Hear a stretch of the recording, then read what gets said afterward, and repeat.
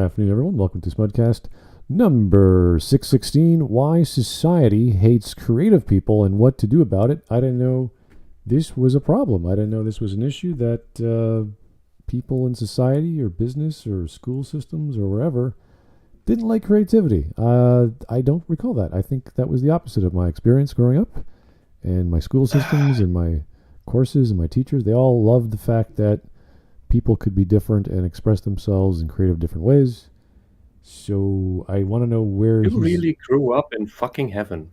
I had some good art teachers. Yeah, I had some good math teachers. I had once you get bored with math, you're like, okay, let me try to factor this a different way, and it still works. And it's like, wow, this is great. So that was encouraged, and we had some good math teachers too. So I don't know, maybe my school just was really good in academics, but we didn't have we didn't have acting, we didn't have sports, we didn't have a lot of stuff I wanted to do. So we missed out on a bit, but academically did okay. It's fun. In my experience, the whole society hates creative people. It's mainly no, society doesn't. In school, for example, what the accepted liked art form of if you have a shitty art teacher, what the teacher likes, that's good art. But if you make something that teacher doesn't like, which may just be classically beautiful stuff, then you're screwed. So it's all about what is the currently accepted thing within the group that you're in. I would agree with that. Yeah. But if we go to society as a whole does like the standard, beautiful, classical stuff. Yeah, I think that barely anyone makes that. Any program you're in, whether it's school or work, you give them what they want from you, and the format and way they want it, and they don't want you to be creative in that regard. But after you show them something that is above and beyond what they expected, they're like, oh, well, why don't you keep doing whatever you want and have freedom to do more of that? Because that's exactly what I want from you, and you get graded or you get a bonus or what have you. So I think it all comes down to who has money to give to the artist for the thing the person wants, and that's all it is. Yeah, and there is a big difference between people who think themselves artists, but are actually just crapheads, narcissistic crapheads, that want us to cherish and applaud their creations, and that's the people who make our current media in the West, for the most part, with most of these shitty cartoons, these shitty reboots. They're, of course, infested with ideology. That's always what makes art worse, and what makes people think, I'll put my politics through this art form, and then people will like both, or for some reason.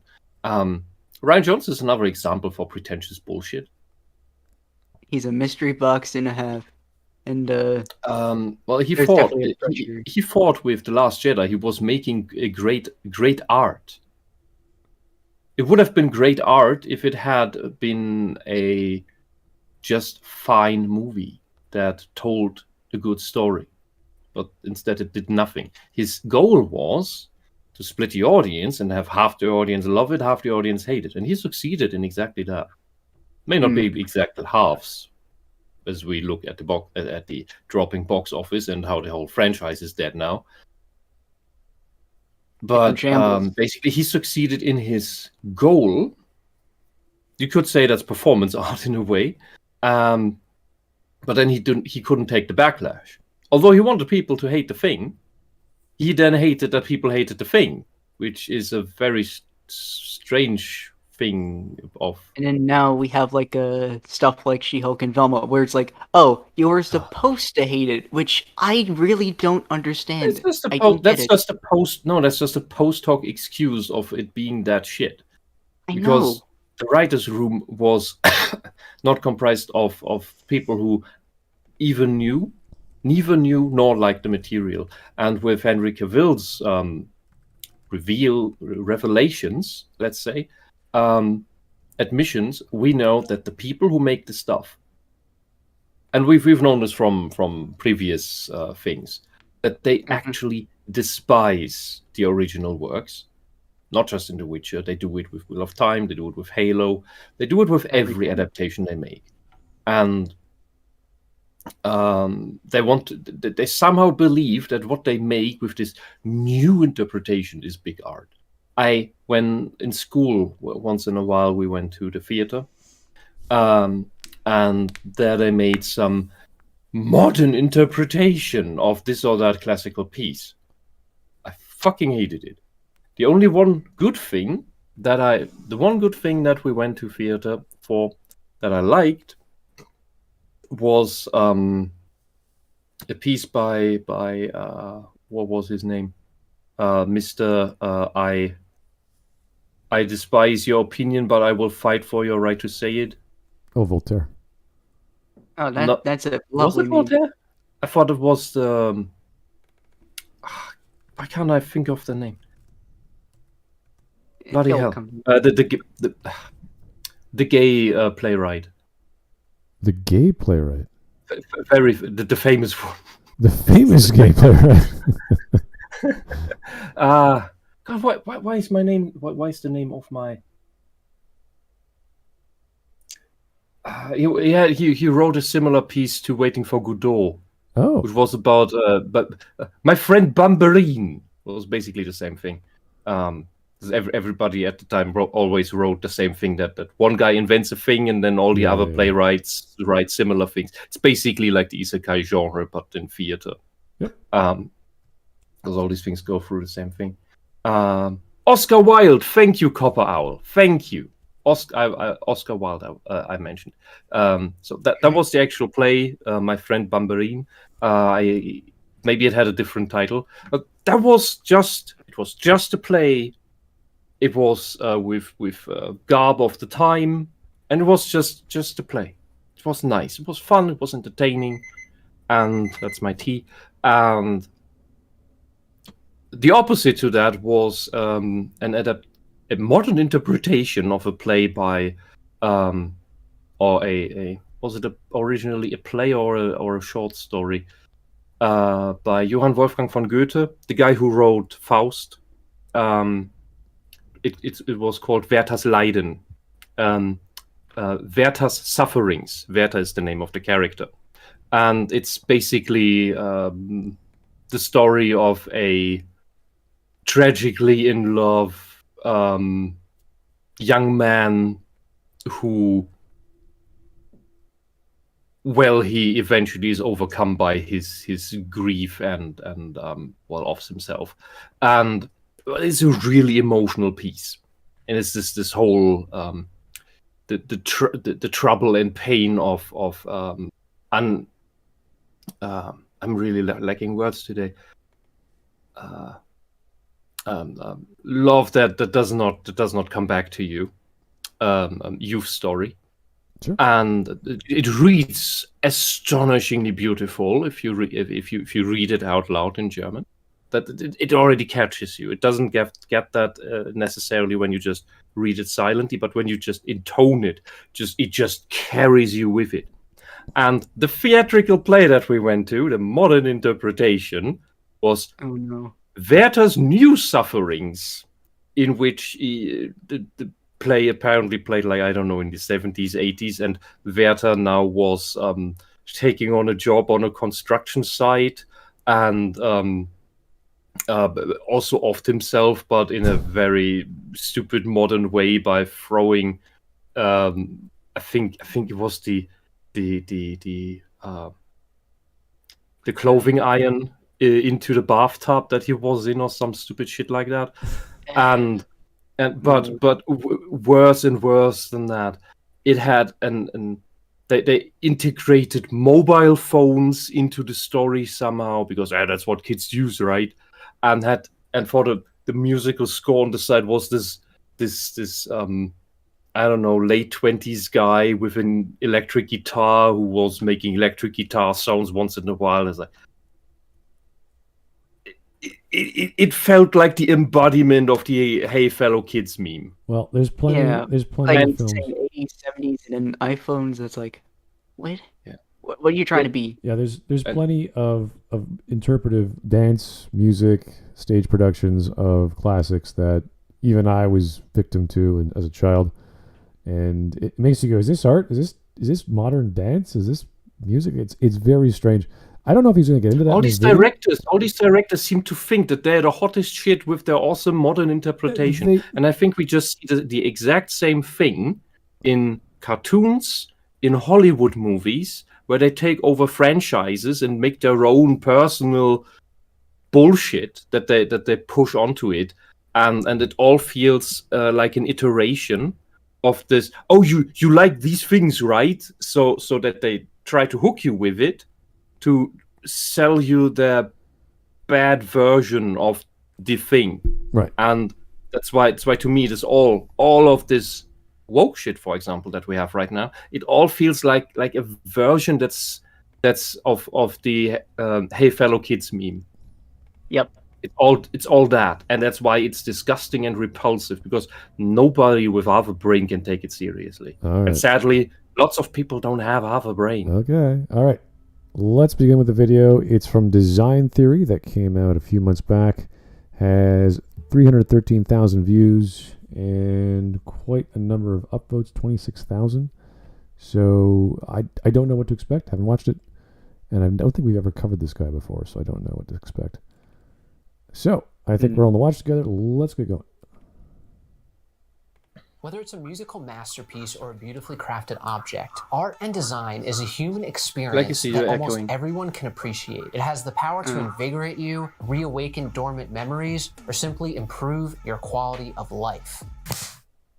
And this is exactly how artists and designers feel when their work isn't recognized. It takes time, effort, and a great deal of trial and error for creative people to make beautiful work. And it can be really discouraging when nobody cares about it. All of these creative achievements are nothing short of magic. These are all well-known masterpieces, but there are tens of thousands of other brilliant creative works that will never be heard, seen, or recognized. Why is there such a disparity between the creative cultural icons of our time and the artists and designers who are... Because not everything is the Sistine Chapel. That is easily recognizable high perfection. Yeah, like why do you think Apple is so big? It's because they were the first on the market for a product that everyone wanted, even though they were asking other companies like IBM and Microsoft to make a tablet. And they, we don't know, we're not sure, we didn't do enough product testing or focus test. It's like Apple just does it. And they keep doing it. And as disgusting as Apple's practices are, and I personally hate a lot of the way they go about. They don't give the user much freedom, let's say. But that's all part. That's all part of their company shtick. But what they do right, as much as I hate to say it, they're design teams, not art. Design.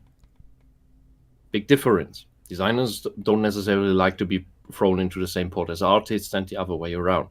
And it's good. So he made a distinction in the beginning, so he probably knows. Yeah, but this is a strange thing to argue, though, because it's like, why doesn't no one notice me? It's like, have you ever tried dating a woman or getting a date? Like, have you ever been rejected? Have you tried going outside? Yeah, you're going to get rejected by life. It doesn't matter what you do in business or love or it doesn't matter. You're going to get rejected. There are artists who just get rejected because what they make is just repulsive. Or they have the wrong audience, or they have the wrong investor, or all kinds of reasons. There's there's so many reasons. Yeah, I currently it escapes me what the actual subgenre of art is called. Maybe you've heard of an architect called Hundertwasser. He makes or usually he redesigns exteriors of buildings, trains. There are some train stations in Germany that were designed by him, and they just look like a chaotic, postmodern in the sense of art, architecture, nightmare. But he still abides by rules of aesthetics, so they're not actually repulsive. And and so he is respected. And on the other hand, you have people like Ritzy, who just makes crap, pretentious building facades for the most part. It's one in the city I'm in, and everybody just hates it. It's standing like you have this part of the town that is like the medieval survival part that did not burn up in World War II. That somehow withstood that. It's like it's a beautiful little quarter of town, and just at the edge of it, between it and the castle that they turned into a giant fucking mall, it's atrocious. They put this building that just looks like the horrible scribbles of a 4th grade schoolgirl that you just want to punch. I don't know if it's even a building. It's there are people hate working in that building because the windows are useless. It's atrocious. Right. I'll put pictures in memes later. All right. Yeah, I want to see that. Let's go. Justice, but remain overlooked. Why doesn't society value creativity? Creative people are some of the most mocked and disdained people in society, but also some of the most respected and celebrated, all at the same time. What are you talking about? Why do you so... Why is he Freddie Mercury? Wait, you said... In what delusional world do you live? I've hung around... When I was on the street, I hung around with some street musicians, and that one guy, he looked like a total hobo, and he had 3 dogs with him. And I got to talk with him because he gave off the correct vibe, like not the crazy hobo type, but just the I'm the guy who everyone knows I'm here and I don't cause trouble. And I got to talk with him by not giving him money, but instead buying 2 kebabs, one for me, one for him. And he looked at me and really thanked me. And when the homeless guy thanks you for giving him food, you know it's a good one. And he looked at me and said, "You understood what it's about." And so we got to talk. And he wasn't actually homeless. He was not. He didn't live a rich lifestyle. He just focused on what was important to him, which was big room in the back of the place. He got more or less for free because he did guard duty at night in an old factory that where he lived in, and that back room was just full of what's the word? Not aquarium, the thing that you use for like snakes and stuff. We call it terrarium. He had a giant room just full of these things that cost a ton of money to just keep running and care for all these animals. And then he told me how much he makes because most days he doesn't play, but there were days that he actually sits there and just plays all day. That guy, with making street music, could make way over $500 a day. He could make several $100 an hour if you really, really put effort into it. And so that guy wasn't poor, but looking poor was part of the image. And to say that artists are not appreciated by showing me a street musician, I'm sorry, I know the other side of that. When you can make several $100 an hour as a street musician, and that's certainly not all street musicians, of course, but if you can do that, then your art is appreciated. Well, I think the way he described it was he says some of these people are not liked and they are disliked and some are. It's like, yeah, that's true. What's your problem? Like, that's self-evident.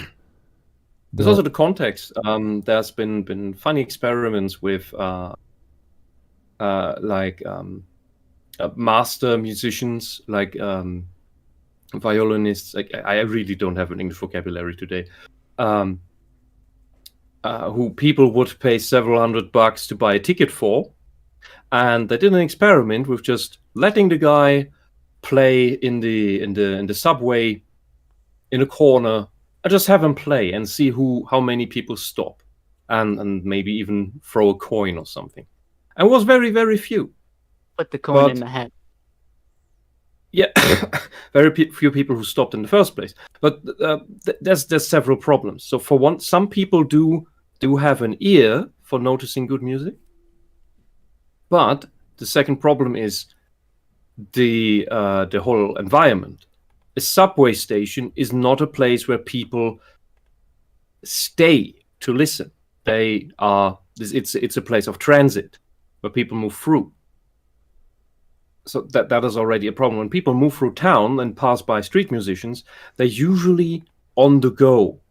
When people go to an event, well, they do take their time to be there, and that's an important part. Like, most people don't have time to stop and listen to music. You have to take that time. First, you have to have it, or you have to take it. But this whole how it's presented, like Freddie Mercury on a stage, and him looking that very way and making noises in the subway station with nobody knowing who Freddie Mercury is. That alone will get you a different reception. It's not about not being appreciated. Like, we know that lots of pop stars, for example, when they gave concerts, it was all playback. It was all just fucking playback, which was really hilarious when one German one called Blümchen, like Little Flower, when her playback on stage fell, what's the word, malfunctioned, and when just turned off, and it was really it was like a fucking movie. And then because she was not just moving her mouth, she was actually trying to sing, and then people could in the first few rows could hear her actual voice, and it was atrocious. She couldn't hold a note. Auto-tune evil. Don't use it. Beautiful. Okay, well, let's keep going. So, our lives are significantly improved because of creative work. In this video, we'll cover the problems of creativity, and I'll tell you about some of the solutions that I've had success with. I'm not a world-famous designer or anything, but I am able to pick the types of clients that I want to work with, which is something that most creative people would be pretty happy with. The average person simply doesn't understand the amount of thought and consideration that goes into a creative masterpiece. This is David. It's an iconic... Yeah, but he's just talking about art. You don't think people who work in tech or science aren't creative? They just do the same thing over and over again every day? They're not using their imaginations? Good code, good programming code is a product of creativity. Everyone's trying to solve a problem. Intelligence alone isn't enough. And they're not just going, well, what's my toolkit look like? That's all I can do. I can't solve it. I guess I can't do it anymore. Like, no, they find new solutions. They learn. Mm-hmm. They talk to people, they research. Yeah, they do all kinds of things to get the problem solved. So that requires creativity. Most people don't have it. Sculpture made by Michelangelo. If you look at David's eyes up close, you'll notice that each eye is looking in two slightly different directions. His pupils are also hollowed out so that they cast darker shadows. This is not an accident. These visual tricks help to make David's stare look intense and alive. It looks a bit weird when you're zoomed in like this, but Michelangelo knew that people would be looking at the statue from a distance, and he took that into consideration. There are literally thousands of decisions like this made in every great creative work. Okay, we look at your face, and your eyes are not looking in believable directions. You're cross-eyed. Eyes going a little bit off in their angle isn't normal. Yeah, most people do that without knowing. It's just not a very big effect. And David is an example of that. It's not a very big effect, but it is natural enough, because if it's a complete parallel stare, that is what looks uncanny and unnatural. We just don't notice it. We think we do that. That our eyes are looking in parallel, but they don't, because they can't. Yeah, there's many. It's stupid. It's not focused. That the masters used, and one of them I remember my teacher telling me Michelangelo increased the size of his extremities, so his arms, his hands are bigger, his feet are a bit bigger as well. So they want to have that stand out a touch more. So there's a few other techniques with the spine, and make it the marble last, because you have to have this solid base, and that was a problem with marble in general. So yeah, they use a series of techniques to make it more attractive, to make it more stable, and all those details, which are impressive for the time. I mean, there's other sculptors as well. I think Bernini was one of the biggest for marble, and what he could do was, it seemed like magic, like it was clay at times. So there's all kinds of techniques out there, and that's fine. But this is a very, very specific art form popularized hundreds of years ago, thousands of years ago at times. Why are we doing this today? What's really, why does society hate us now? Yeah, we don't hate marble sculptors today. They're just not in demand. And the same with bronze sculptors. I wish they were. Well, the problem with sculptures these days is they're getting torn down just because they were real people 200 years ago, what have you. And the West they're being torn down just so they could be replaced with this new, was it $8 million sculpture that looked like a turd? Sorry, what are we talking about?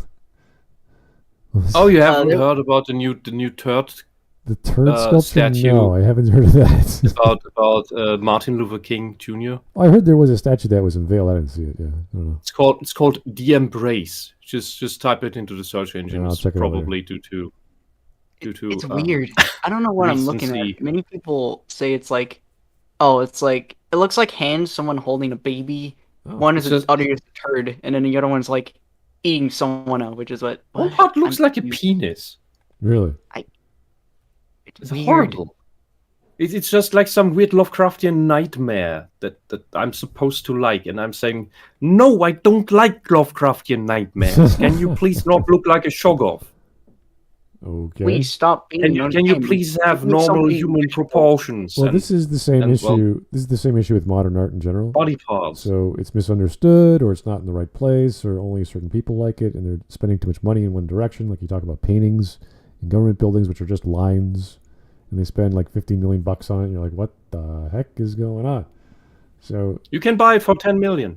It's probably worth like $20. Giant bronze turd. Well, maybe $200 to buy all the canvas. That would cost a bit, and then the actual paint, the acrylic. So, but no, that's pretty common. And the problem is what people reject is all this modern art garbage. Right. That's what people don't like. Yeah. Like the industrial barrels full of shit, or the glued to the wall banana. Or the banana taped to the wall that costs like $6 million. Yeah. Or the soap bubbles made from what's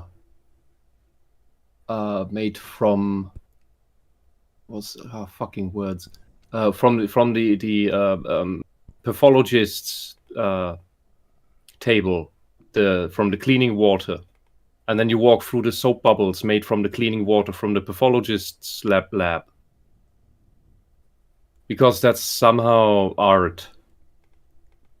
Yeah, I want to see just like the what was a piece we had was a plastic canister that hung in the air and had a little hole in it, and then it was dripping out drops of fat that splat onto the ground, and were creating this slowly increasing stalagmite, and the fat was from liposuctions. And how is that art? What's the point? What the fuck? Like, there's no aesthetic to it. There's just, you're not even explaining the meaning, what you're trying to convey here. Yeah, well, fuck you. There are girls who like horror films and horror stories, and there are girls who like modern art. And if you put up with their crap, you begin to realize that, oh my god, who am I with? Yeah, and on the other hand, you have a piece on oil on metal, and I always think it's Rubens. It's not Rubens. It's Fires in the Night. It's an almost entirely black picture of a burning medieval city, and it's, when you look at it, you can. It feels like the smoke clouds are billowing out of the picture with this ominous glow behind them from the city, and it's almost as if you can hear the screams and the tumult of the people. It's a very small picture, by the way, and it's hanging in Hamburg next to some other great pieces. And it's just there in the corner, overlooked by most people, and it's absolutely captivating when you look at it. That is great art.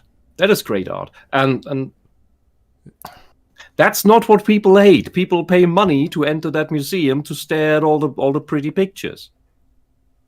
Like the Doge of Avant-Garde I had to write a paper on.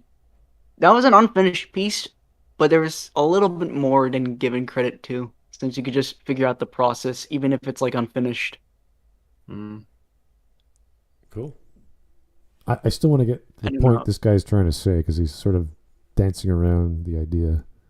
He's not really made the point of what is it that people actually hate. Why are you already giving us advice about little techniques that make things better? Because some people don't if you're shit and didn't do your research, that's your failure as a student. Not everyone likes the same kind of expression, so it's like, all right, where are we going? I mean, that's fine, but why? What's the point? Anyway, let's go.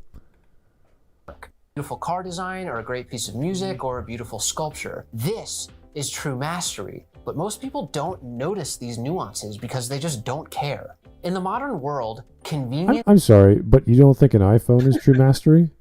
You don't think the brand new RTX cards are true mastery? I'm sure they're mass produced, but the technology and innovation and science behind it is a mastery of their craft. And you don't see that as an aesthetic thing. You see it as a functional thing.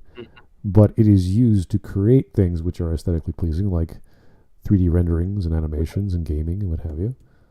And he also makes a basic mistake here. And that so happens to be the biggest industry in entertainment, video games. So that's just what people like.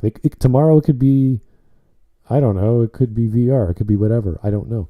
But that's still art. Like, there's still a demand for artists, whether they're classical or digital. I'd rather say the basic mistake he's making here is that when he says most people just don't care, they are not consciously. Yeah, like the subconsciously, they still make they do make the decision between what is more aesthetically pleasing to them, more aesthetically appealing to them. I'm not losing sleep over how all the Renaissance artists created what they did. It's like it's beautiful. My brain doesn't go, how'd they do that? I go, it's just amazing to look at. And I enjoy it for what it's worth, and then I go on with my day because I got stuff to do. I just don't want to. I'm not here to become a sculptor, honestly. As much as I love it, it's fine. It's fine in the realm it is. Stay in the realm, and that's fine. I'm not going to, hate on someone for becoming a sculptor. Good for you. Yeah, and of course, most people wouldn't know the difference between a Monet and a Manet, but most people also wouldn't know what makes Manet special, which is that in every painting he made, there is a subtle joke in there, a situational joke, a divine comedy. And if when somebody points that out to you, you can start looking for them, like the little Waldo pictures. Oh. But if nobody tells you, and then you have that realization at one point, seeing a Manet and thinking like, that's funny. And then you look at another and see, oh my God, this is funny too. And another one and another, and you see the pattern. And you begin to see what Manet was actually doing with these beautiful paintings that look like any other beautiful paintings, but there's subtlety in them, right. Always.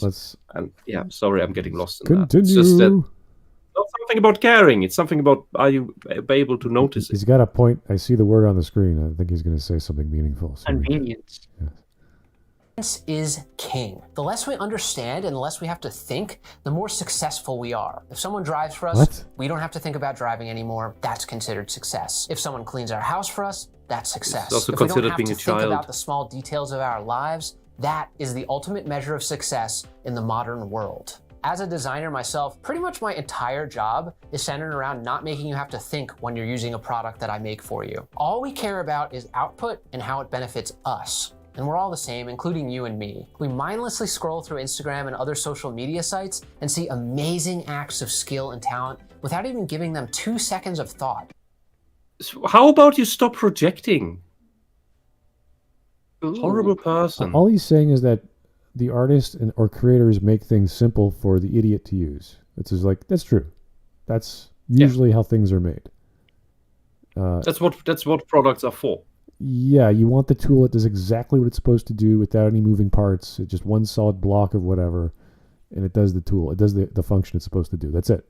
It's the same with art. Art has a function, whether it's just to look at it or light up the sky or whatever the piece of art is to do. Like a firework, it blows up. It blows up beautifully, and that's it. It doesn't cause any pollution. It doesn't kill anyone. It doesn't cause any air pollution or sound pollution. It's like, that's it. That's all we need. It doesn't have to like do your taxes as well and cure cancer on weekends. It's not supposed to. It's not designed to do. It'd be funny if I could just launch missiles at people and cure their cancer.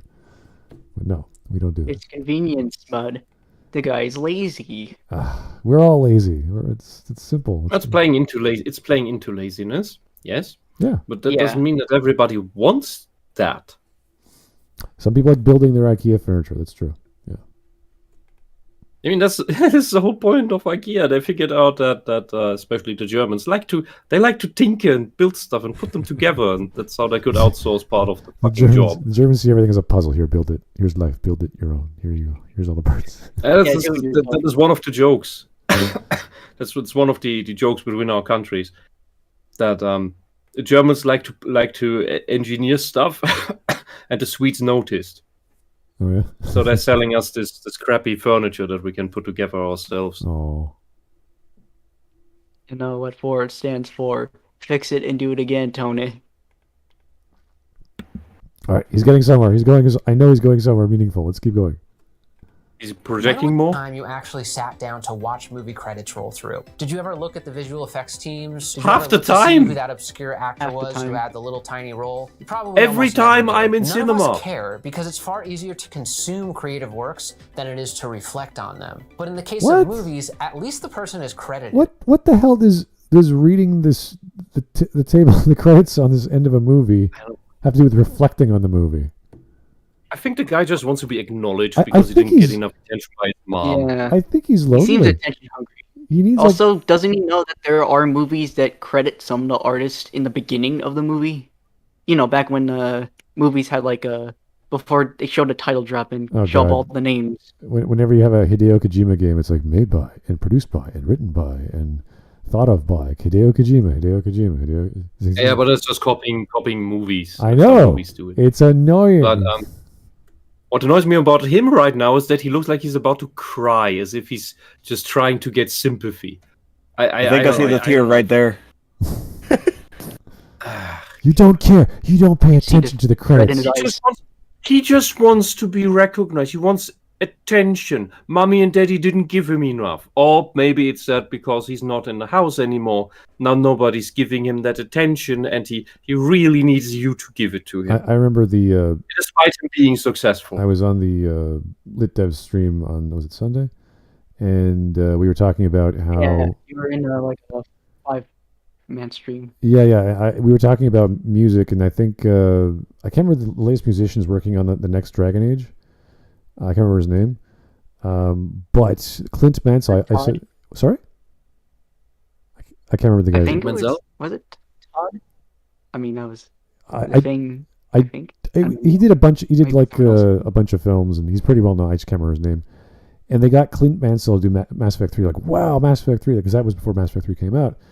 And you know Clint Mansell. You've heard his stuff before. So when you hear the soundtrack or the game, and you're like, okay, there's a piano piece. It's like, that's Clint Mansell. Yes. And that's it. There's one piece. They paid him to do one piece of music. And everyone was like, oh, I thought he was doing the whole soundtrack. No, they got Jack Wall to do the rest. So it was this big hoopla about this one guy that everyone knew, and it didn't matter much. The song was fine. It was dramatic, but other than that, it was just this one thing.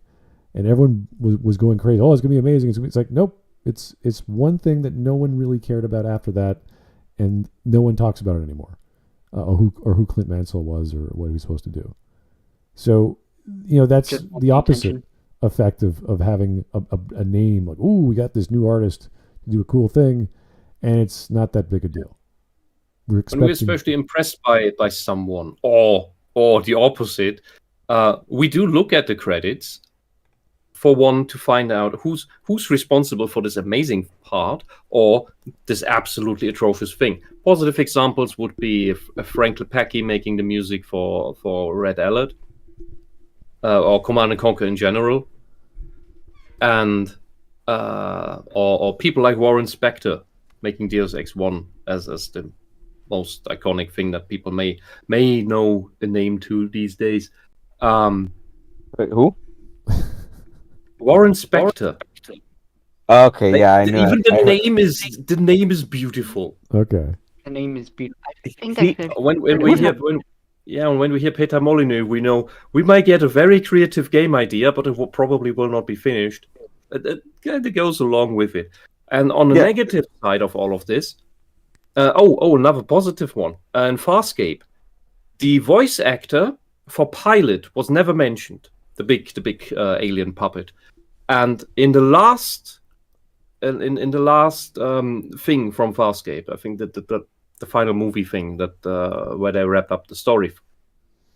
In the credits, it finally says who voiced Pilot, and it reads Lani Tupu, and I thought, what the fuck? Lani Tupu played the villain in the first season, and he sounds nothing like Pilot. But this guy was always still part of the show, working another character. And that not revealing that actually helped with the immersion there. And it was a wonderful surprise. And for negative examples, we see all these horribly written games and movies nowadays. So we look at the credits of God of War Ragnarok and see, oh, Anthony Birch. That explains things. Dana Schwartz and Jessica Gao. Yeah. Very so when you can get a negative reputation if you are especially bad. That is also recognition. The question is, do you want that kind of recognition? I want him to consolidate this idea, because he's sort of whiny right now. I'm like, dude, this is not a good reason to argue for. Please give me attention, buy my product, give me money. Like, is he arguing all the people that do everything else in a film don't get paid as much? It's like, that's true, you're right. They have their own little part, as everyone else does. So, what's the issue here? Designer or creator is never credited for their work. Behind the original iPhone, for example. I mean, sure, you might know Steve Jobs or the head designer Johnny Ive, but what about the rest of the geniuses who made it happen? Speaking of geniuses, here are a couple of people who helped me make this video. Maybe you'll actually read through it this time, but I wouldn't blame you if you don't.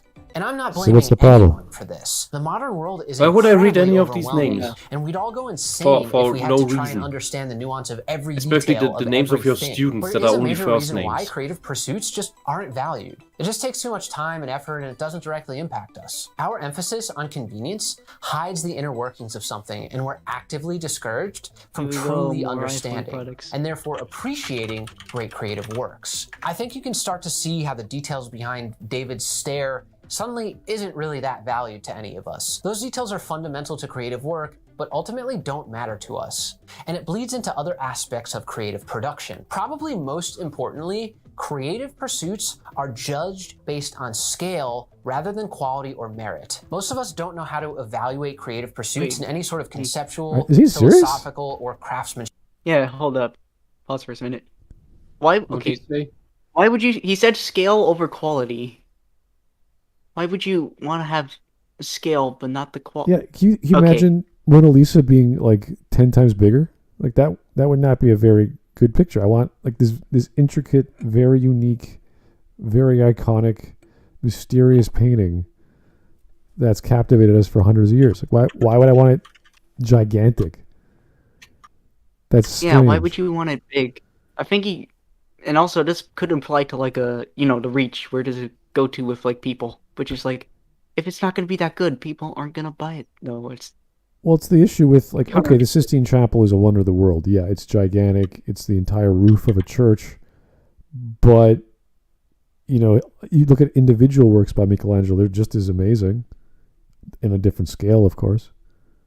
It's the same with Bernini. It's the same with Raphael. Same with all these other Renaissance painters and sculptors. I don't get it.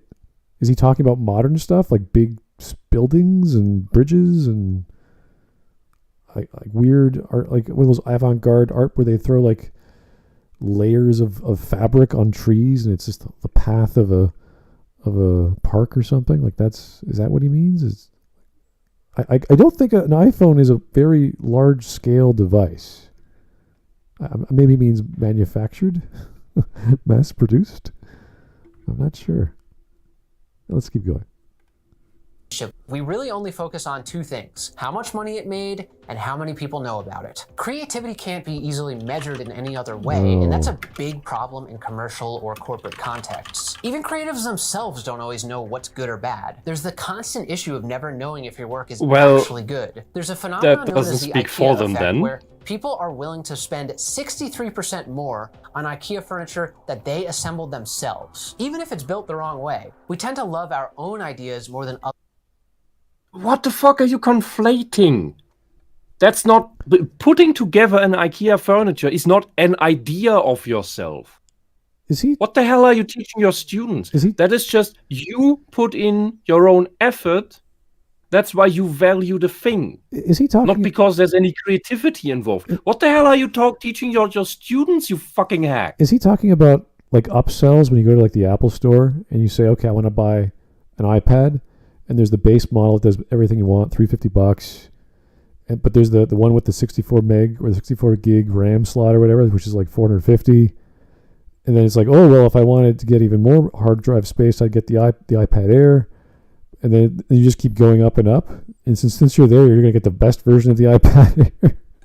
Is that what he's talking about? Look, Smud, it kills 99.9% germs, and now it's going to go 100. And it has 120 hertz refresh rate or something. It's like what is he talking about? This is weird. Other people's ideas. So it makes it really hard to evaluate the quality of your own work. I might consider this a spectacular masterpiece because my friend Jack and I made it when we were kids, but I'm not sure how much it's really worth to anybody else. With most other professional fields, you're solving a concrete problem. With design or art, that can be the case, but not always. There are lots of intangibles. Any new idea that you present, whether it's... This is the problem when people don't understand how objectivity works and objective value. It's revolutionary, is going to get the same reaction. Response to anything new that we don't know how to respond to is to mock it. It's so difficult to tell whether you're onto something big or you're wasting your time. Okay, I know. You guys, we talked about Mortal Kombat when it first came out in the arcades. Everyone was like, whoa, what's that? I don't think we ever laughed at it. I think we might have had some chuckles because it was awesome and fun and cool to watch and violent, and it had not full motion video, but it had rotoscope people. They could cut out and they animated them. So it was different. It was kind of cool. But we never laughed at it. That's weird. That's not unless you're just a goofy kid. You're like, oh, it's so stupid, blah, blah, blah. But you could say that about any kid making fun of anything. So. Yeah, I think the best example of ridicule that people actually take into consideration was like the first Sonic movie design, which was ugly, and then they fixed it. But they took the criticism and they improved, which is good. Yeah, what I hear is that when you are so obsessed with your own work and you can't tell whether this will be received well or not, this sounds... then I think you know nothing about people, and you're just a narcissistic twat without empathy. Because if you had any, you could tell whether people could like your stuff. That was literally Tim Miller, the guy in charge of the CGI. This sounds like someone who failed or didn't go through art class, and their teachers are telling them why a certain art form works the way it does, and he just wasn't listening, and he doesn't know why Impressionist art style works for some people in a certain way. He thinks everything has to be cubism or something like that.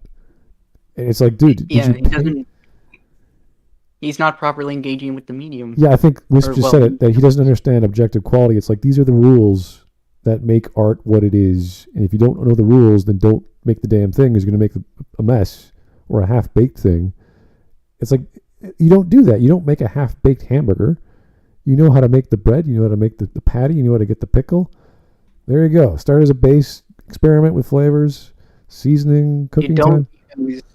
You don't use someone else's sketch cover that costs $100 as a front cover for your comic book, like Marvel did with like Spider UK. But Legacy, if I do that, and if I make a half-baked burger, I subvert expectations. Yeah, and you get people sick. No, not that.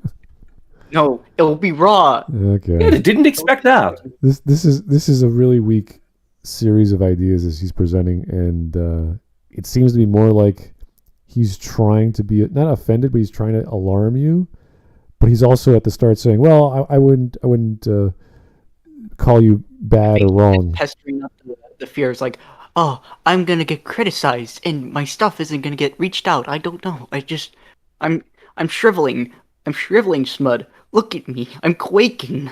Yeah, but he's also how dare you not? How dare you not appreciate every person who is responsible for making this thing possible that you're looking at? Yeah, but he's also that you may not even like. He's also not accusing you of not doing the thing he's asking you to do, because why would you?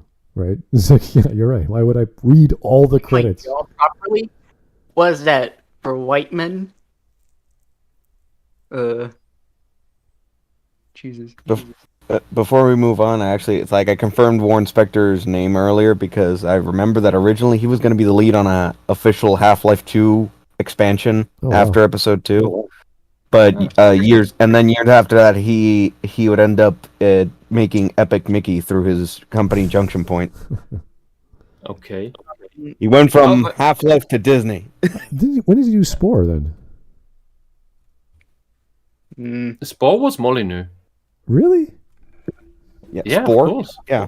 Spore was Molyneux. Oh my god. Like these kinds of crazy God games, that's always Molyneux. I'm not even sure anyone else makes God games. All right, fair enough. I remembered another reason why I do read credits. There are really funny names in there. I love that, but then I'm trying to remember one. One of them. There's some really like odd ones too. Like some of them could be pronounced as like Willie, Willer, or just Willis. I don't know. Willie the Wombat? Yes, that's a good one. Yeah, no, that's a lot of game designers that really like their process, like Oblivion does that, or Obsidian rather. They had like all these silly names in their credits, lots of middle names that didn't make sense, sentences sometimes. So anyway, let's. I don't know how long we're going to be going with this guy, but he's kind of missing us. Let him whine more. Yeah, I don't know. Hasn't even been an hour.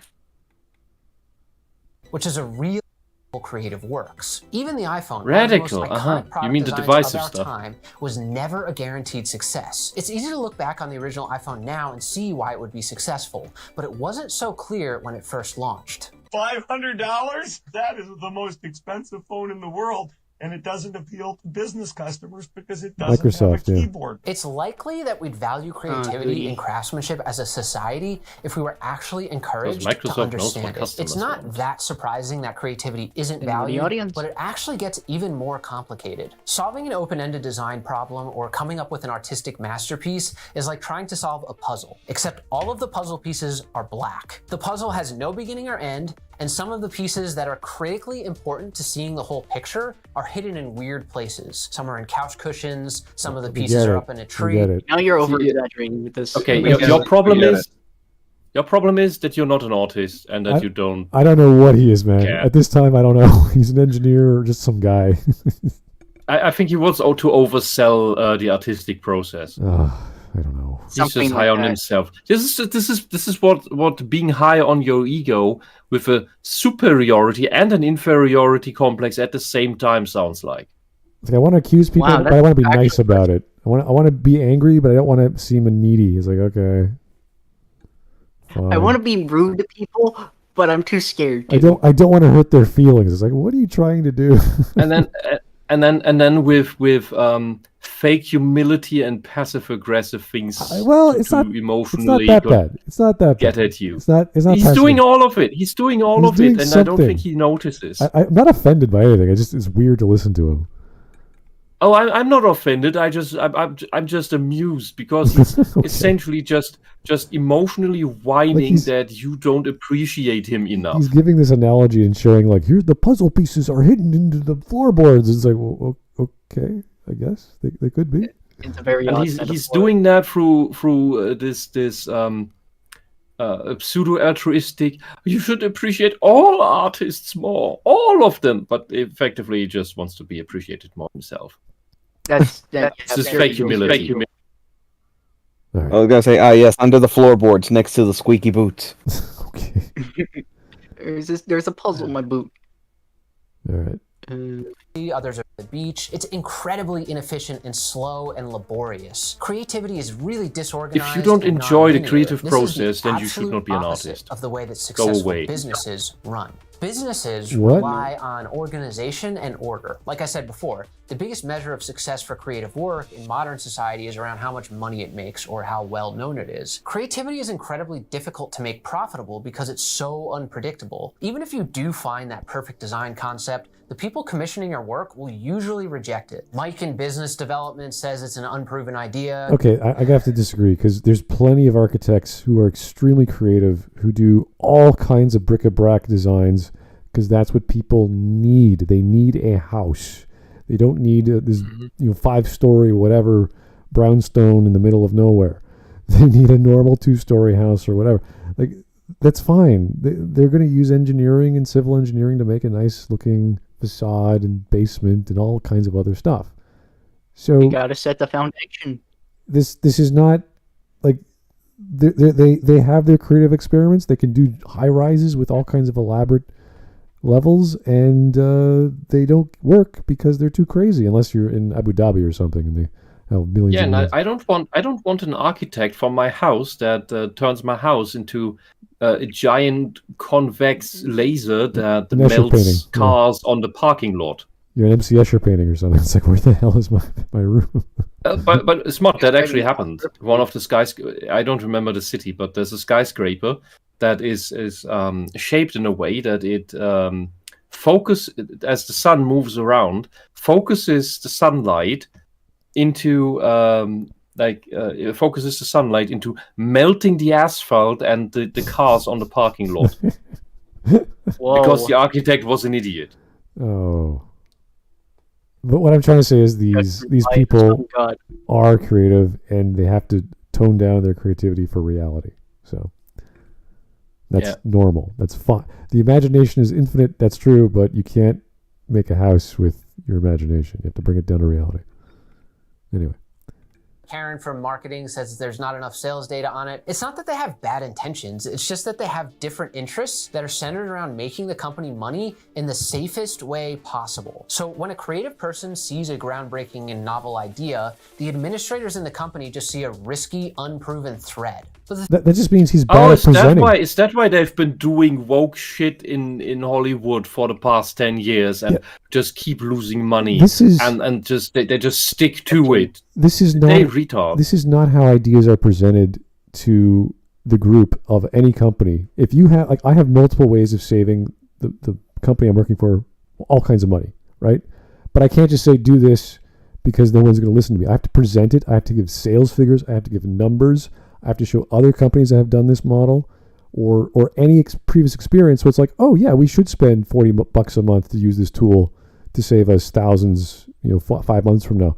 Like, it's normal. You don't just say, guys, I'm the genius. I've done this longer than you. Listen to me. It doesn't work like that. Even if you're a CEO, they're going to look at you like, what are you talking about? You have to prove it. He doesn't want to humiliate himself in front of the CEO. It's like, I'm going to be afraid of ridicule. I don't want that. No thanks. Yeah, it's like when Elon Musk started his SpaceX project. He needed a chief engineer. No one could do it because his ideas were crazy. So he did it, and he proved to everyone that this is how you launch rockets. It wasn't perfect, and there was all kinds of bugs, but eventually... Everybody laughed for a long time. Yeah, they were failures. They were failing like crazy. He was burning billions, but eventually. Oh yeah, we can... basically like the inventors of old.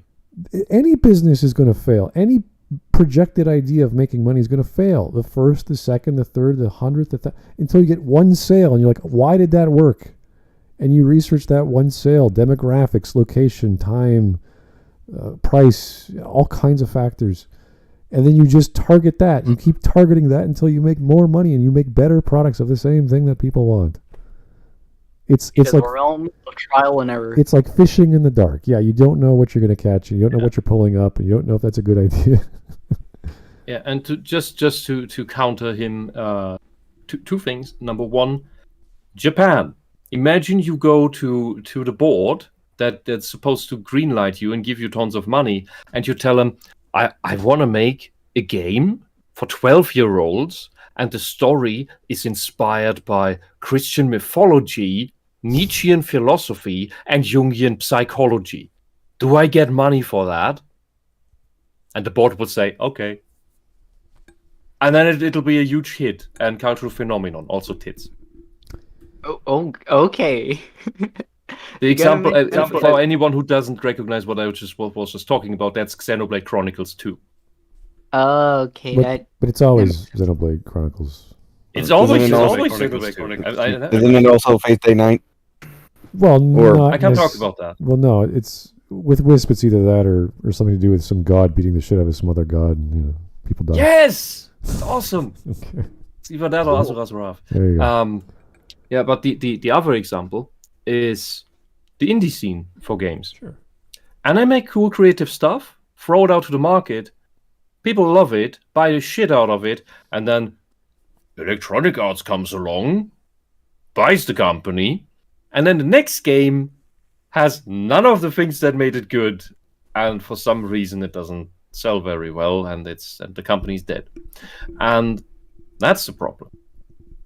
Oh. And I can imagine that other industries have similar issues, maybe. I don't know, or maybe it's just very extreme in media. This seems to be more of a rant than an actual point he's trying to make. He's just sort of screaming about the process, which is, as we all know, guys, if you want to do anything worthwhile in life, it's tough. You're going to have to try very hard and learn a lot and hurt yourself and fail. It doesn't matter if you're painting a picture, fixing a car, building a car, it doesn't matter. It's tough. So, yes, no one's going to sing your praise until you actually make the thing that makes their life better. Or you make a thing that they want.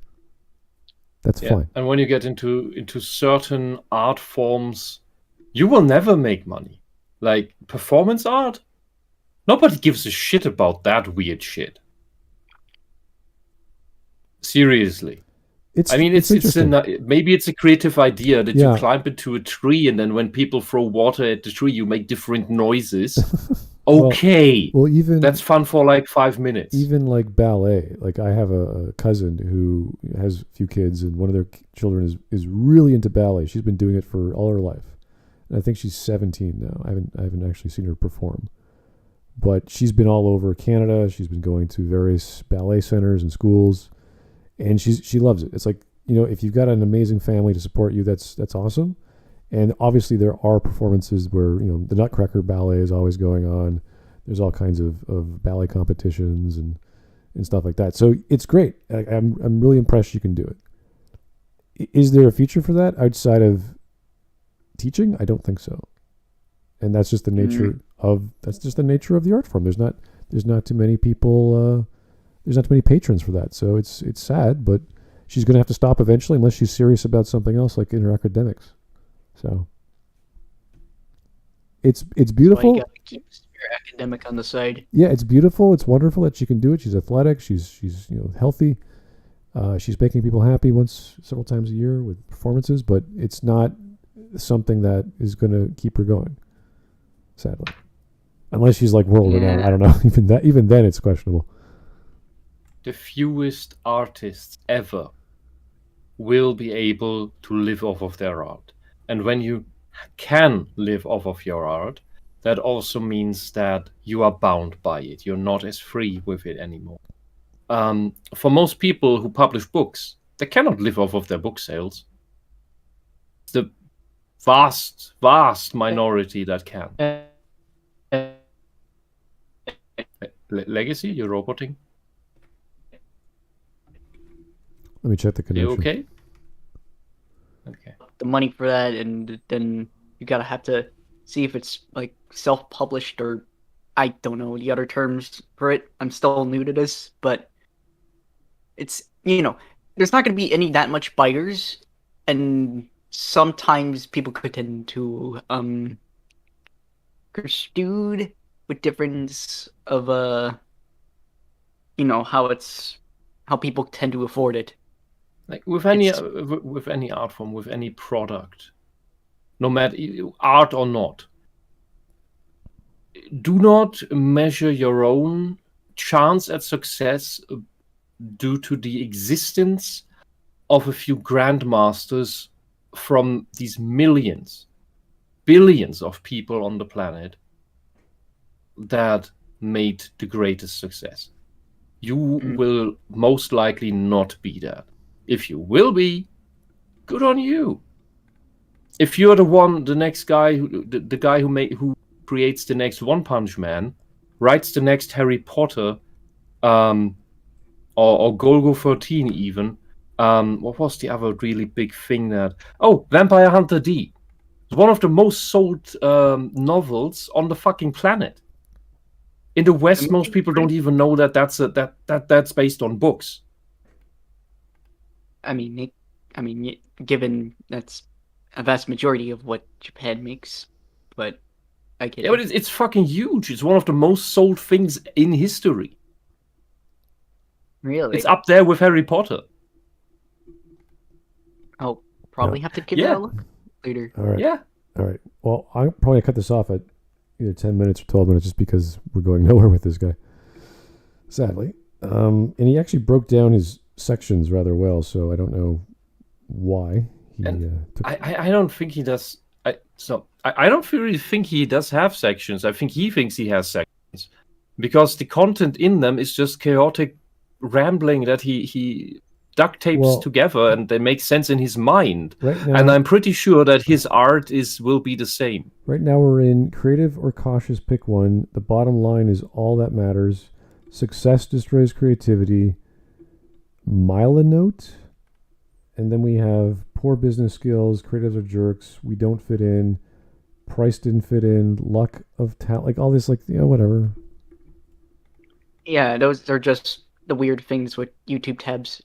Yeah, I don't really mind. Just which relevant sections are there? It's where's the point? Yeah, he's just jumping. You're kind of chopping up. Yeah, your mistake is to not have a day job.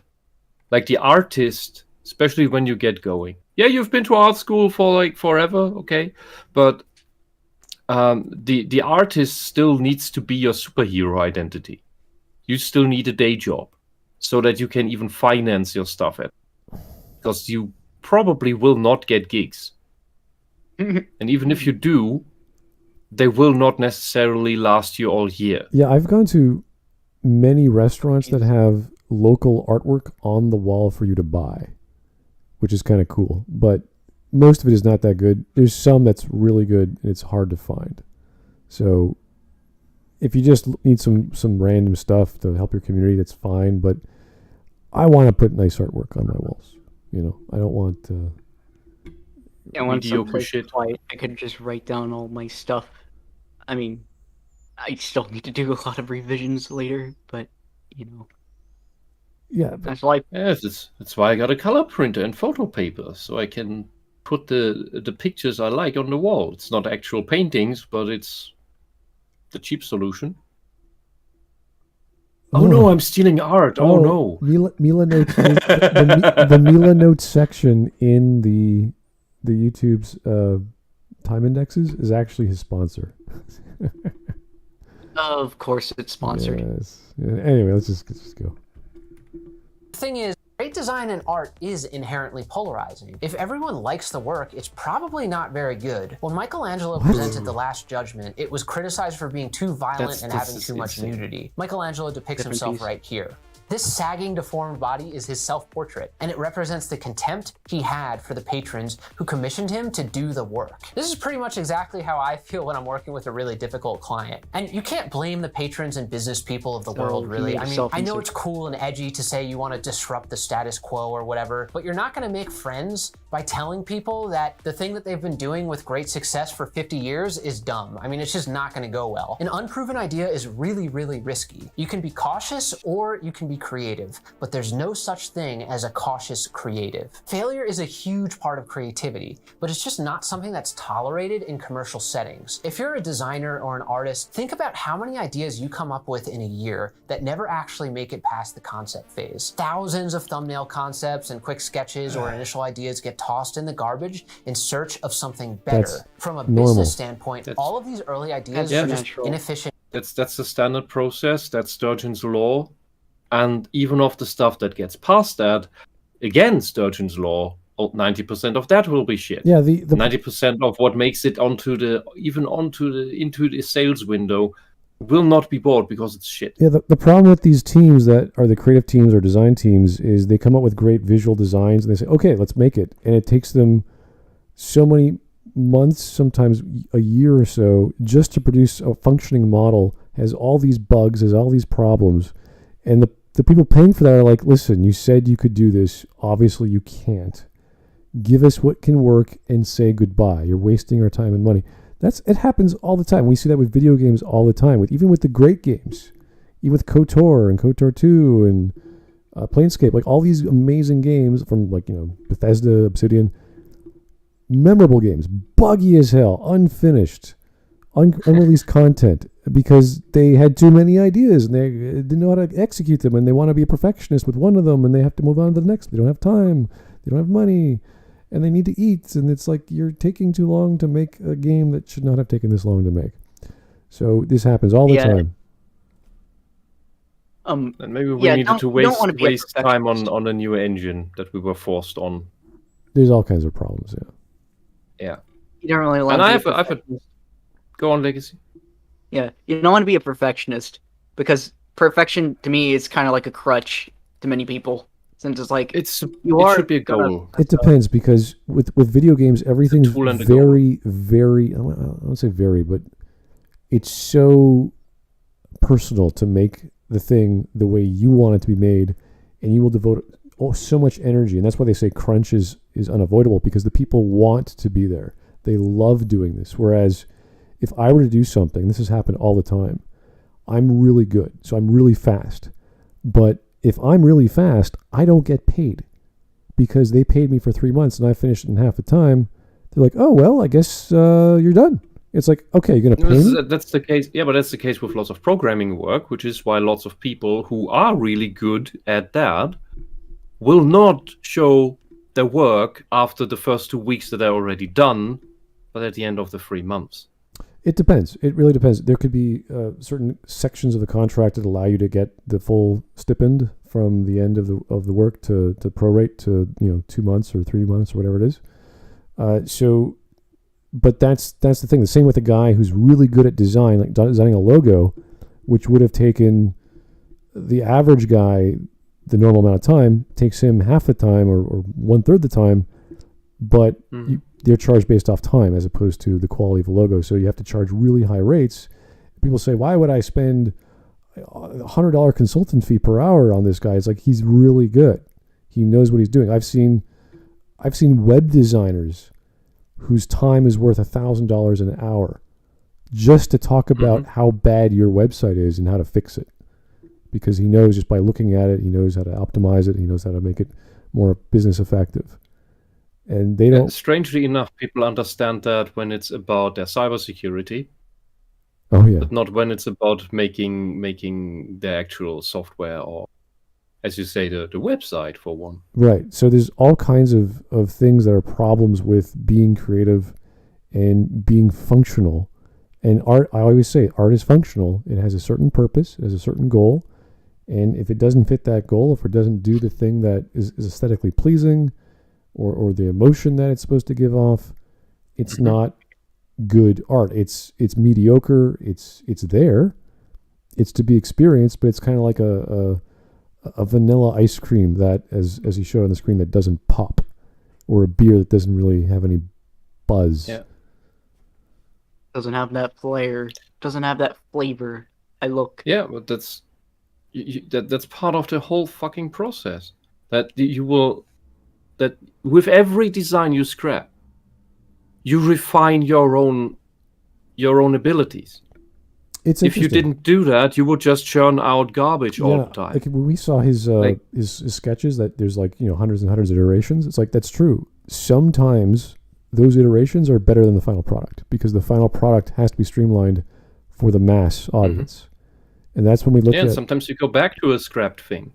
Well, that's the problem with like companies like BioWare that have amazing...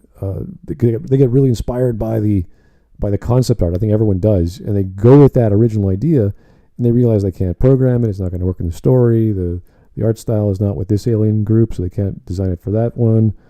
And you end up getting this streamlined, watered-down thing, which works, is functional, but it looks like bleh. It's not that great.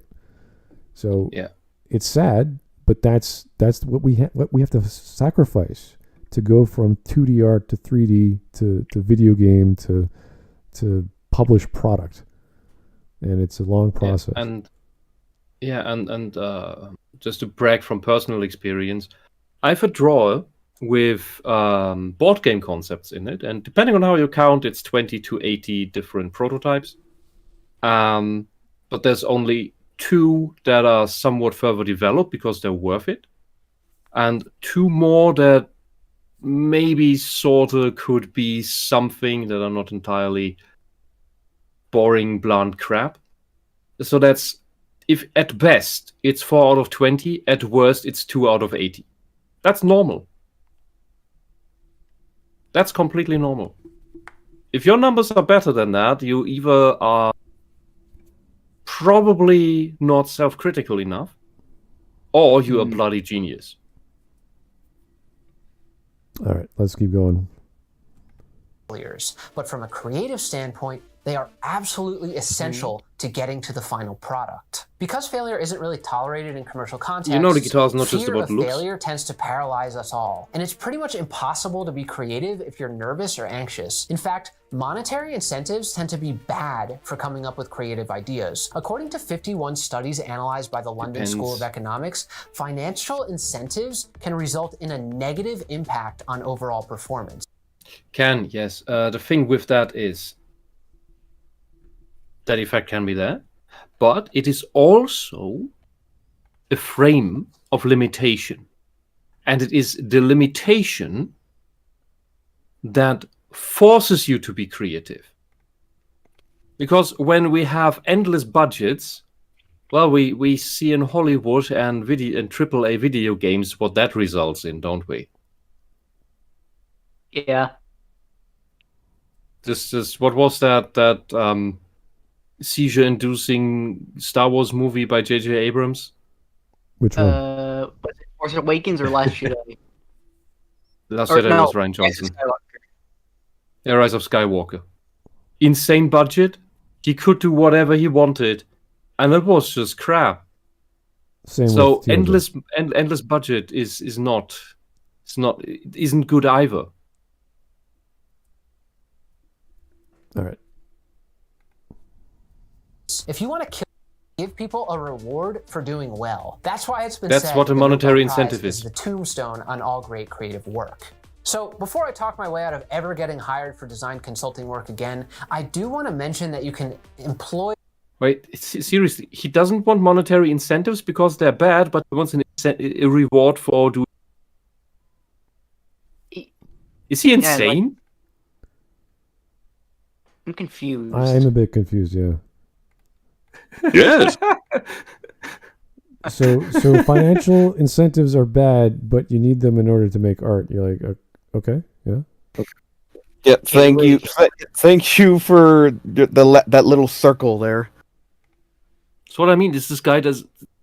His products will probably be his products are the product of his thought process, and his thought process is garbage.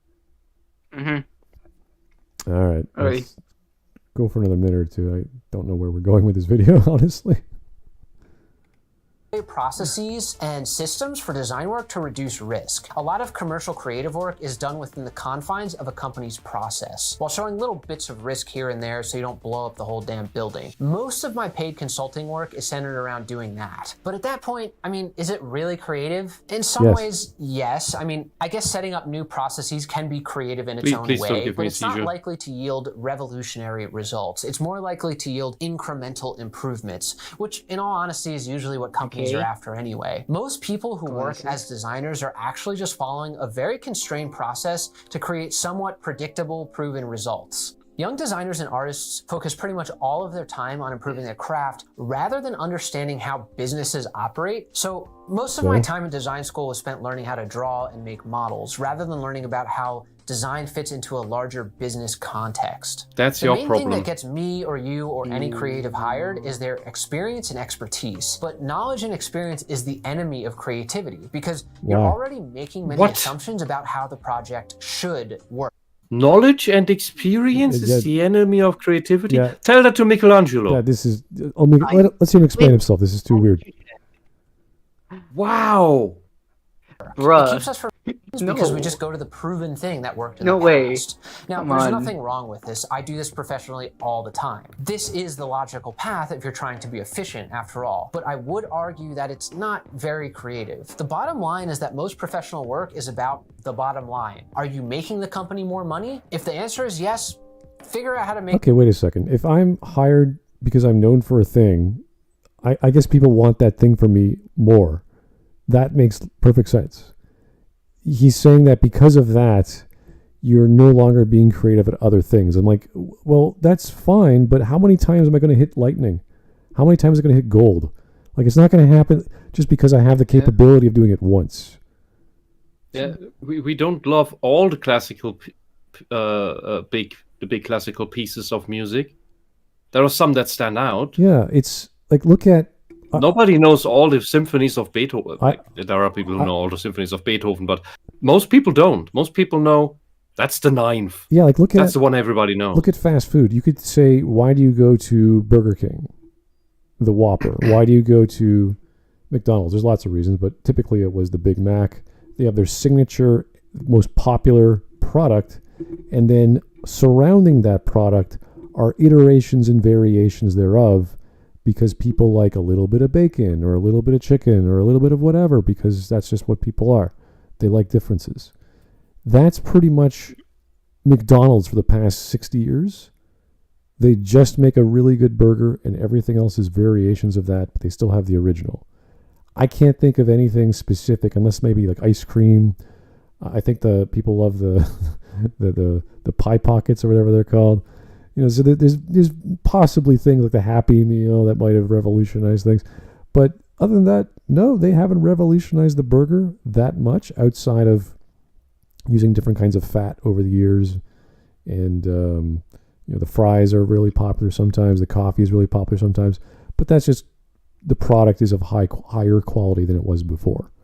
So if this guy's like, well, you have to revolutionize how you serve drinks and how you eat fries and what, like, no, you don't have to do that. You get one thing. Yeah, like the whole thing about he was showing us how he's designing glasses, and there's not much to revolutionize about that. Yeah, like that would then be a new invention. A new invention is something completely different from just making design iterations of the same thing. Like, what are you going to do? Make a helmet? What do you expect? Yeah, like you're just making fashion. Yeah, it's like, are you going to make a giant bubble over someone's like chest area so that's everything's shadowed? Are you going to make a diving helmet? Are you going to like a snorkeling gear? Like what would you need to do to be creative in the same realm for that design? Like I don't get why that's a problem. You're only making glasses now. It's like, yeah, but everyone likes these designed glasses because they are functional for a given purpose. Everyone loves the Big Mac because it's functional with the flavor it provides at the price, at the quantity you get. It's fast food. It's caloric dense. It digests. You have a soft drink. You're back out in your car after 10 minutes. You got to go. That's the point. You don't have 5 of them, you have 1. And then you go. And that's also the difference between your everyday use stuff and the special stuff. Yeah, like, most people don't eat steak every day. Yeah, you could order they do have steak. What the hell is it? The dumb thing? Not Wagyu beef, but they have the dumb. It's organic or it's whatever flame. I hope. I mean, I hope it's made from organs. Well, they say it's based off wheat or grass fed or grain fed or this or that nowadays because they want to know where. Wheat are not organs. No. It's grass fed, wheat fed, whatever the animal was chewing on. Know. For health reasons, they have to put all the caloric index so people don't get fat and they don't have too much sodium and too much sugar and all these other health reasons. Which is good, but does that limit creativity? No. They're constant. I don't know if you guys have ever gone to fast food. I've actually been doing that past few months past few years because of COVID, trying it out. Every month they got a special. They're trying new things, and every store is its own little kitchen, and they're trying this version of a pie or that version of a hamburger, and sometimes it sticks, sometimes it doesn't. Figure out all those dipping areas for the dessert. Yeah, they're trying many creative properties to make money. Like good companies, contrary to Electronic Arts, have like this the same thing that some fast food places have, where we have one of the really good pizzerias we have in this town. They have a wonderful menu, and then they have their pizza of the week. Or pizza of the month.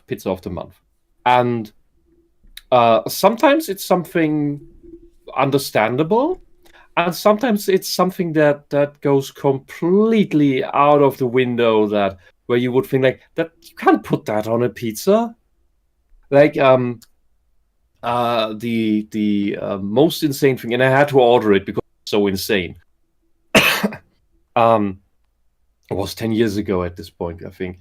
And it was even longer ago, and it was a pizza with, was it crème fraîche, salmon, and strawberries. And that doesn't sound like a pizza. It didn't look like a pizza. It looked like a tart.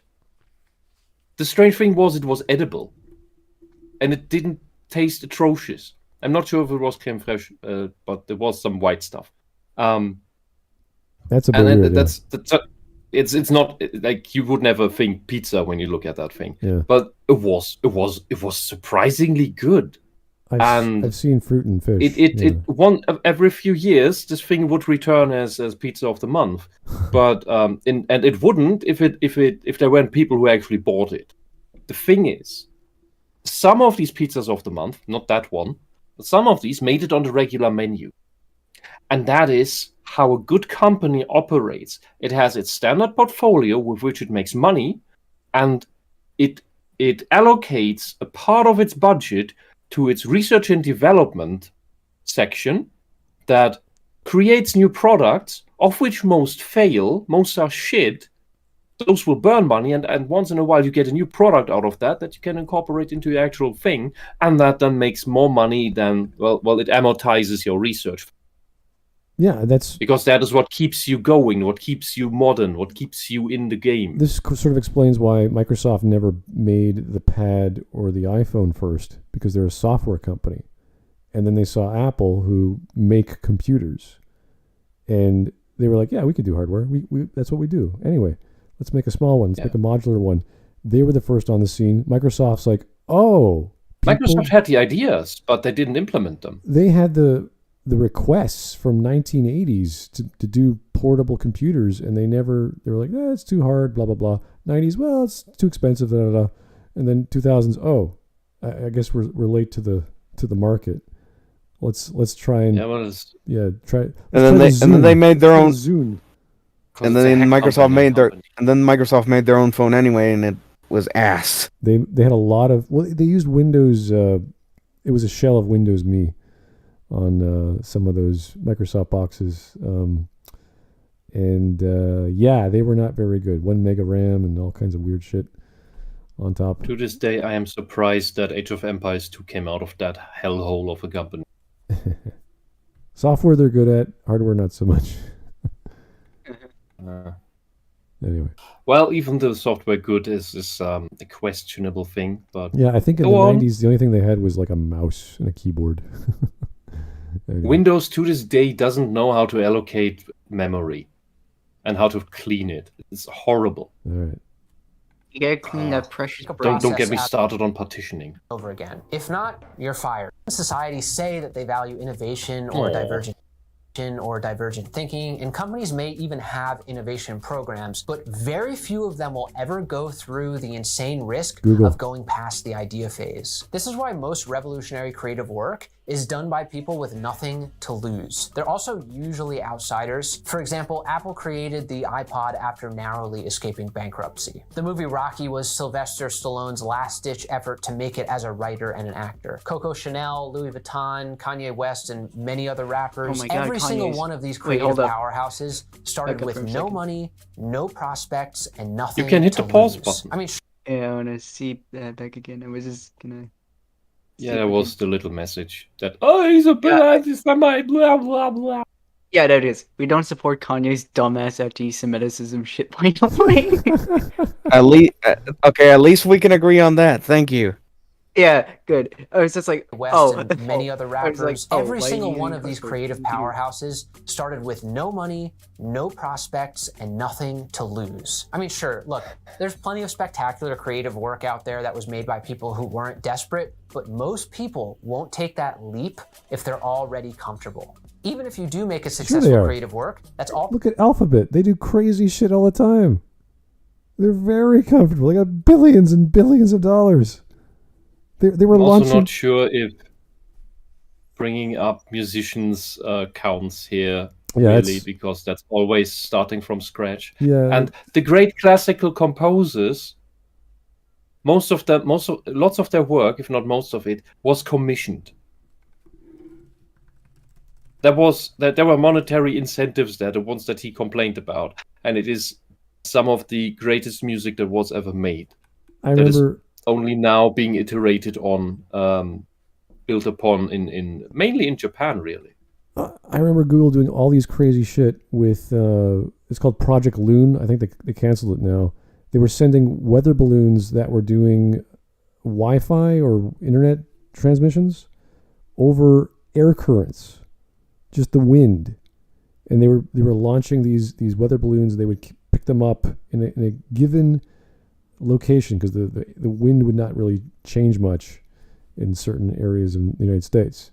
So people were getting the internet wirelessly through these weather balloons, and they just canceled the project a few years ago. It was so cool. There was Google Fiber, I think, which was coming to certain cities, which hit a bunch of roadblocks because the cities are entrenched in their old Bell telephone systems. So they control pretty much the marketplace, so they couldn't really penetrate those with legal issues. There's all kinds of things that Google's been doing over the years. Now they have like self-driving cars. That's been rather recent. So they are doing all kinds of creative stuff, and they have the money to burn to do that. So they got like Stadia, and that was a failure. Stadia, yeah. There's so many failures by Google, and we forget about them because they're not around. Like Google Glass. That was gone. That was awesome. It's still awesome, but for whatever reason, they pulled the plug on that. So yeah, no thanks. I don't want to burn my eyeballs as it is. Yeah, I know that would be look on the other side. Imagine you're a company that builds and sells boilers, like for heating water in the bathroom for the household. Those things are not gonna get iterated a lot. There's not a lot to innovate or revolutionize, and the new thing will just have a new industrial design that looks less repulsive than the last. That's you're not gonna go to the heights of your artistic, creative ascension with that. That's just a basic job that you won't get much recognition for that. Nobody gives a shit who designed the new boiler in my bathroom. I don't give a shit. Why would I? It's a boiler. It's a household item. I don't give a shit who designed those IKEA cutlery. I may give a shit about who designed the dragon cutlery. That's the really shitty one. I didn't buy that. I got it as leftover from the last roommate thingy that we had, because one of the guys, who bought it, he was so repulsed by this misbuy that he just left it, and I thought like it's just a waste, because like at worst I can use it in emergencies or something. I don't know, have it around. And bloody hell, that stuff is repulsive and unusable. And I want the guy who designed that to suffer. Seriously, at the hands of his cutlery. Like the spoons are unusable. They're not made for human mouths, and they feel like they might cut you. And so they seem more like they're made to gouge out eyeballs or something. I don't know. Like, that is bad design. That should be ridiculed. Whoever made that should never get a design job again. All right. Anyway, instead of a spork, it's gonna be a spife, which is just a spoon and a knife put together. There you go. There you go. Science. Giant backpack. Marketing. That's what we use the spoons for in that one place where I don't know how you call that, hostel thing, and because the knives were so dull that we were just all using the spoons to cut our bread rolls with, because the spoons were sharper. I'm not kidding. Okay, let's go for another insane. 30 seconds at least. See what this guy's getting at. Finishing off, hopefully. I'm not getting much out of this fellow. I don't think he's sane. People are going to want to see. That's why there's like 7 Rocky movies or whatever at this point. Yo, Adrian. Why? Yo, Adrian. Yo, Adrian. Yo, Adrian. Yo, Adrian. Hey, Adrian. Adrian.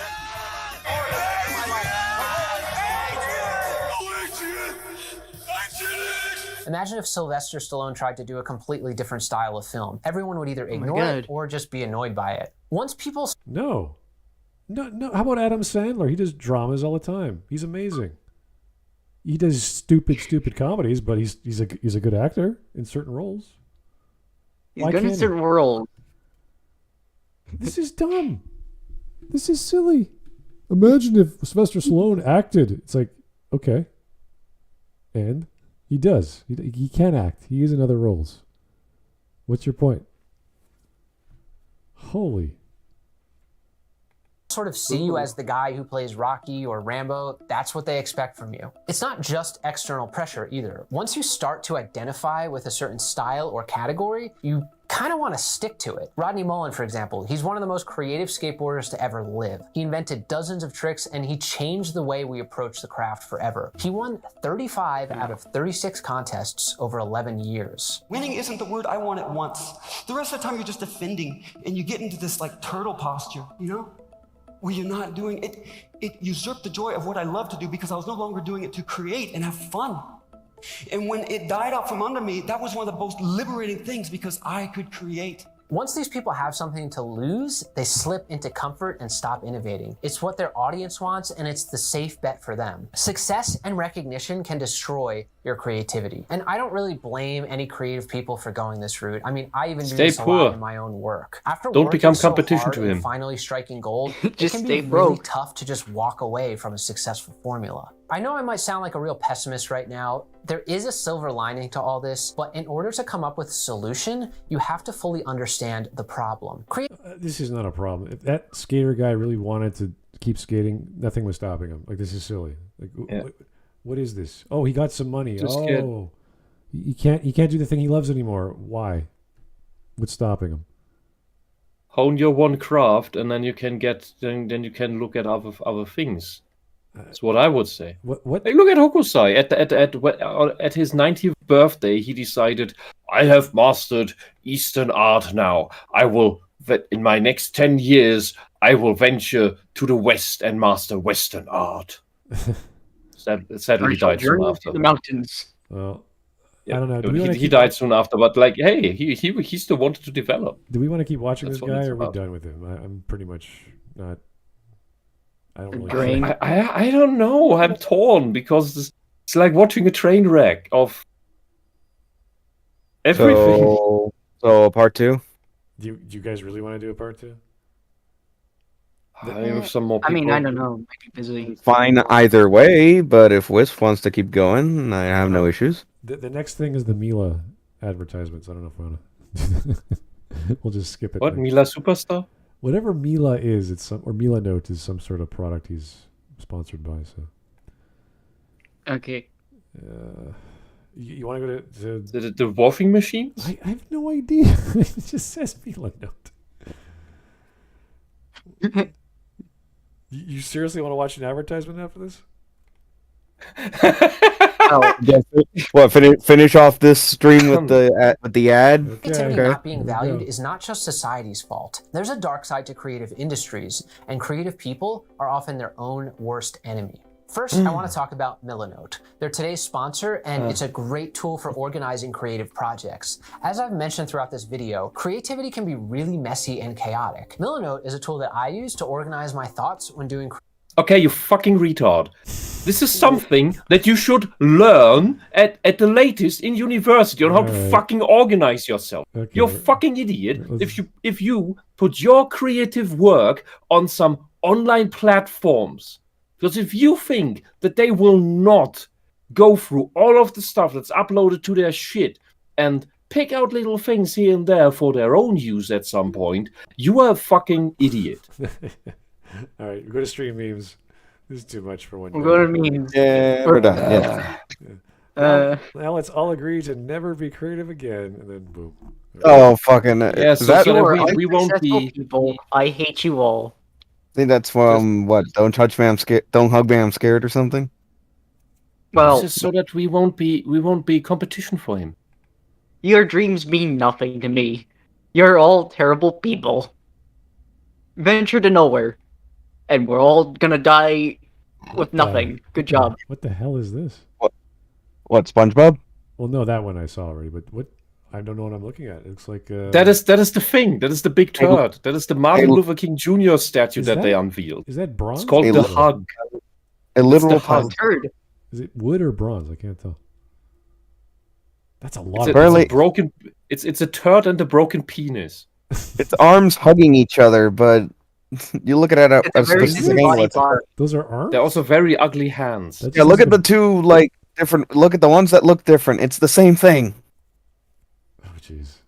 Okay. It's the same thing. It's like supposed to be people hugging each other, but it looks like why not? One looks like holding a turd. The other it looks like holding a penis. It's why I say it's just this Lovecraftian garbage. Horrible. Wow. Oh, there's more. Yeah, let's just skip that. There's garbage. More. There's even more. That looks okay. They got some definition on the collar or the shirt. It looks like someone's chest, like the arm socket, but the rest is like might be a head, but then it isn't. Why not just have heads? That's why I say it's a shock. It's an horror shog off. Yeah. And no joke. I love when cities say this bullshit. People from around the world will come here to look at the statue. Will increase tourism. People will come to look at a turd and a penis. No, they won't come. They won't pay $800 for a flight to your garbage city that stinks of shit to then look at a piece of shit.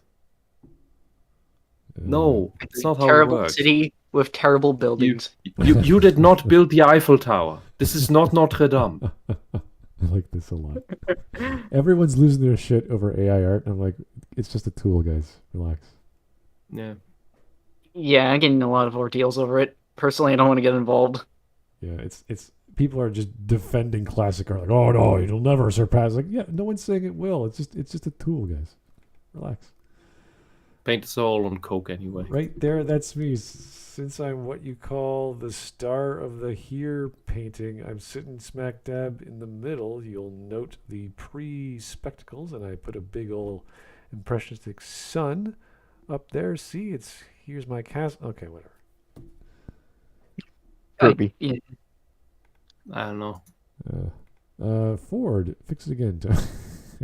Fix it again, Tony. Exactly. We get it. You're miserable. Was that Hayao Miyazaki? Oh boy. Or yes. Okay. It's art. It's art. Oh, wow. I'll say this: the Iron Giant is art. It's that good of a movie. It is art and inspiration. It's that good of a movie. Those facades, they were remade by and redesigned. Like you see, the windows are all different sizes. That was made by Hundertwasser. He is decent at what he's doing. Like, it's not repulsive. You can see rest of the original facade around the entrance of the first picture. Yeah. So it's not repulsive what he makes. It's just a bit weird. Colorful, exactly. Yeah, it reminds me White of God. those. It looks like something out of Pixar. Well, yeah, it's like those Italian seaside villages with all the old sandstone, but these are tall buildings, so it makes it very colorful. Like if you're in Tunisia. Yeah, and this is the tame Hundertwasser. He does more extravagance as well, but it's like his stuff is not horrible. Later on, you will see the Ritzy versions.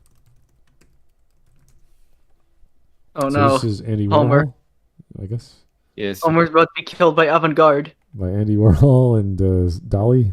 Not the soup. Campbell's split pea soup. Here's DeviantArt. Oh, that's pretty cute. Kirby. It's alright. It's good. I like it. It's cute. There's the. Oh my goodness! Wow, that is atrocious. That is absolutely atrocious. Yeah, that's it. So it's compare this to Hundertwasser. The one you showed me was colorful and simple. This is super busy. This is ridiculous. Yeah, and you can see in the background there's this old medieval quarter. You see the church from it. Yeah. In the background, and it's just horrible. Who would and do these this? windows are atrocious. Most of them you can't open. This is like some crazy nightmarish 4-year-old's dream. Like what is happening? Yeah, but the city is super proud of it. It's like one of those, like you're watching like a Cool World or one of those animated live action things where the everything's talking to you. Yeah. Do you see these sticking out parts? That's colored styrofoam. This is styrofoam. Where it's like, yeah, the like where the heart sticks out, or this blue piece on the left of the last picture, or the star. That's styrofoam. And the people of the city, so the city official city government, they love it. It's awesome. Because it's this thing that makes the city stand on. People totally come here to watch this awesome house. Because they spent all this money, yeah. The people of the city regularly damage the thing, like they damage the styrofoam parts or like burn it a little bit and stuff. Like people hate this thing. I would consider vandalism if someone just in the middle of the night got an air compressor and just painted it all black. Just went shh. It's not vandalism. I think the people would consider it an act of decency. Yeah, I wouldn't want to live around here. Or live in there. Yeah, that's I don't want to live in Oingo Boingo. Oh, that's not a building to live in. That's there are companies in there. This is insane. This is like some theme park bullshit. Imagine having a distinguished like insurance company or something like that, or software company and your office is in this thing. It's crazy. Absolutely. Here is a Kirby thing. What is happening? Kirby, what are you doing? He's painting. Gets the paint power. He has the power of paint. Okay. The paint power is overpowered. It just kills everything on screen. All right. Or transforms things. And I think it transforms things. We are. Oh my god! What was that? Yeah, what are you? Leather? Is he eating leather? I don't know what he's doing. He's eating his shoes. Yeah. Those are the squeaky boots I mentioned earlier. Oh. The squeaky boots. Yay. It's like they squeak so much that it annoys him to hell, and he destroys them. You don't hear them. You don't hear them. You hear the squeaking. Eats them. The deed is done. Okay. Jeez. Oh my god! Really? Putting it Sonic? It's always Sonic, isn't it? With this Oh no. Oh yes, I do remember the death of Christ, and Sonic was involved. But Holy Bible accurate. also that fetish art apparently. I like this one. Please Oh do god, not. you heard of that Toonami thing they did? They For put, what? they put like an inflation of Nami. It was like, what? Wait, you're doing this? Huh? Can we not talk about that shit, please? I know, but it's what? Yes, One Piece is rather shit. Well, Barbecue fire pit? Okay. What? Caporal's got all these doodles going. All right, showing off his artwork. Okie dokie. Samurai Crab. Got, there's Mario World, Mario 64 rather? 64. You could jump into paintings. Going into art. What's with the pizza Ah! sauce? Okay. No, I won one, damn it. Spider-Verse? Spider UK? Whoa. Spider UK. This is actually a sketch commission that they used for the cover. It was not used for anything professional. It was just a sketch cover commissioned to someone, and they just used it. Marvel just used it as a cover. Oh my god. Without the person's knowledge. Even though Spider UK already existed and it was a guy. What year Not is only this? that, but I don't know. it's Edge of the Spider-Verse. That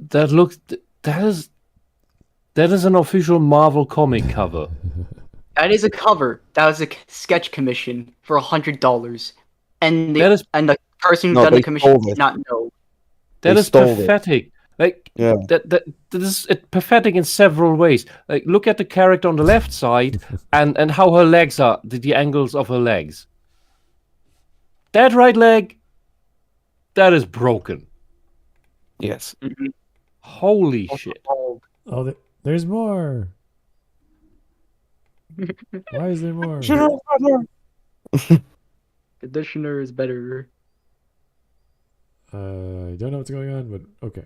You guys could read that. Bob's Burgers. All right. Good enough for me.